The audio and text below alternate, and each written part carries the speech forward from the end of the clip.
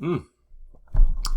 Good morning, Wildcats. Here we are on the last day of school, a day that's bittersweet for me. Some of you have looked forward to this day all year.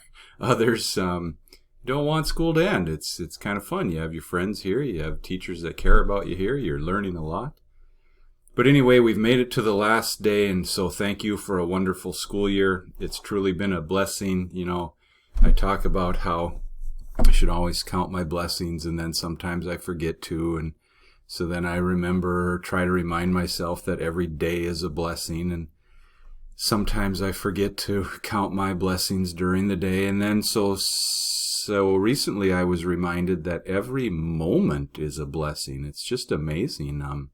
And so it's important that we count our blessings, Wildcats, and you are blessings to me. I so thank you for the students of Ben Franklin, the class of 2024.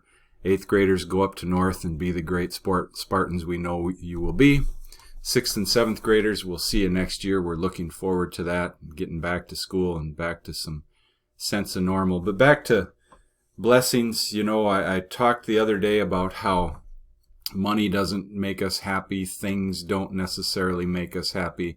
But there are some creature comforts that we need to be aware of and count our blessings over. For instance, I researched this yesterday. 780 million people don't have access to an improved water supply. That's indoor plumbing for water.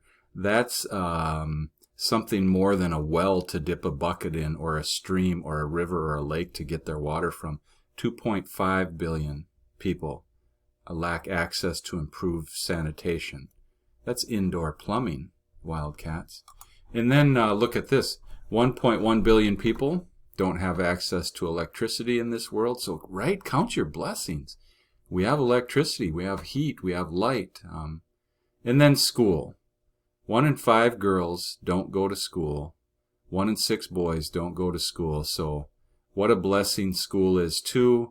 And I hope you recognize that. I hope you recognize you're blessed and that you attend a school filled with teachers that love you. I hope you recognize too, Wildcats, that you're a blessing yourself. And as such, don't be selfish. Think about others. Think about yourself, though. Take care of yourself. Make good decisions. Add value everywhere you can. So, last announcement, Wildcats. You know I love you. Take care. We'll see y'all next year. Oh, hey, what's this? Oh, it's my fortune.